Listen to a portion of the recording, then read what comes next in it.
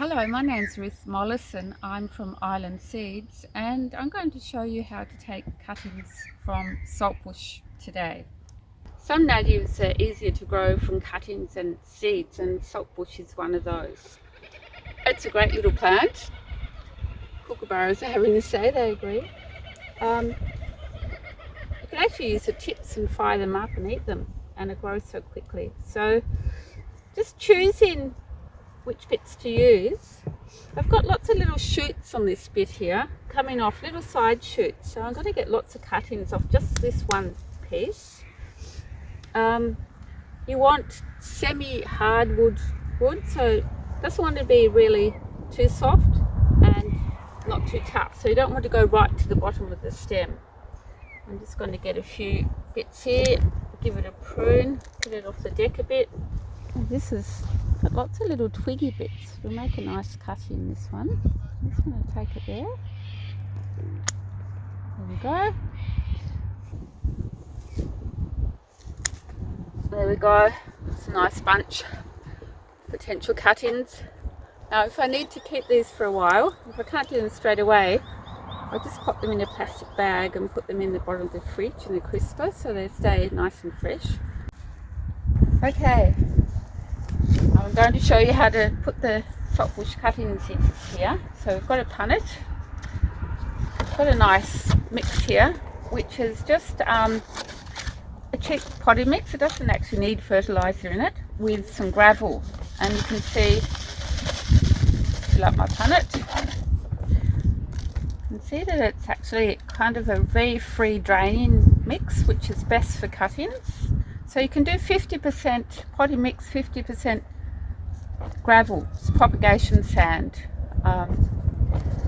There we go, like that.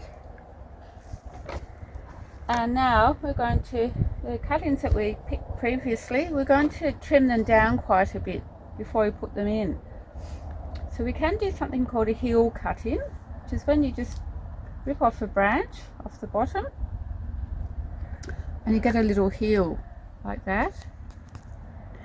Now if you put that in without taking that off, it's going to kick up out of the sand, so you need to just clip it off a bit.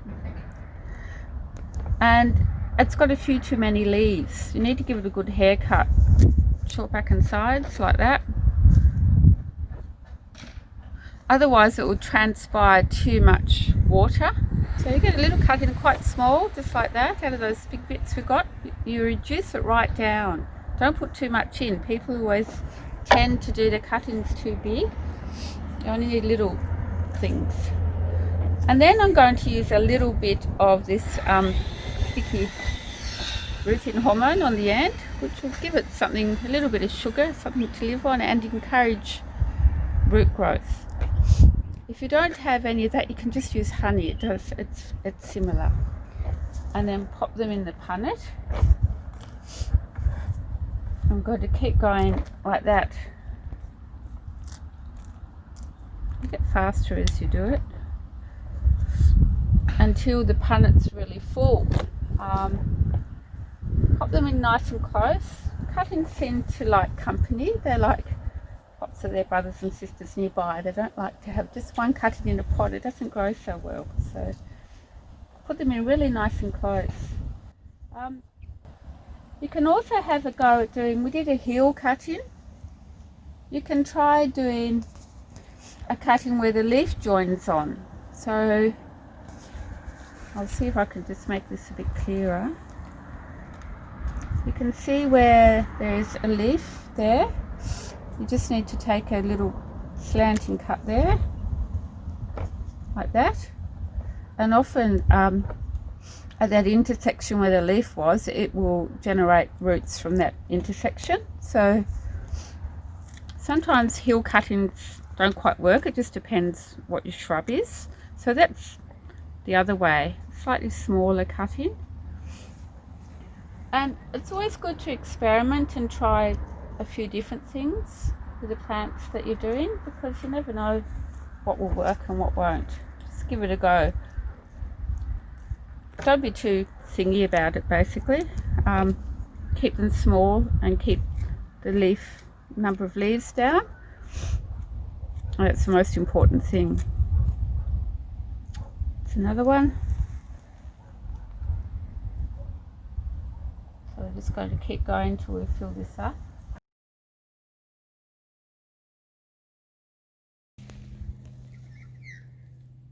Okay, we're going to pop our cuttings into this little greenhouse. Really easy to make. It's just a styrofoam box and a plant guard with some bedding material. I've got some bark mulch underneath, and then you pull this over and it's a little greenhouse. It needs a spray.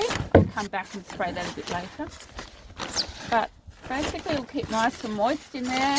The bedding material will help keep it a bit warm, and if the roots grow out the bottom, they've got somewhere to grow. And you can just put that anywhere you like in the garden. Carry it around, it's quite handy. So that will probably take, I don't know, about 2 months, maybe 8 weeks before they start to strike. We've gone 8 weeks into the future now, and we're going to see if our cuttings have struck. So here we go. Let's have a look and see if we've got roots. Yeah. Okay. I'm just going to empty them upside down here. And we're good. You can see how they've developed their roots very nicely, all tucked in together.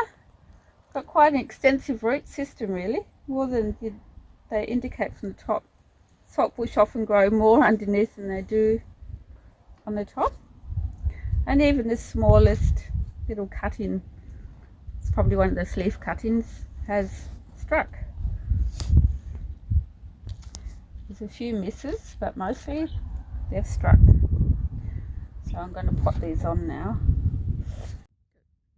Okay, so this one has made a really nice root system, and you can see how it's sort of thickened on the side. The little nodules that the roots come out of, that's about the right thickness that you want when you cut your stems.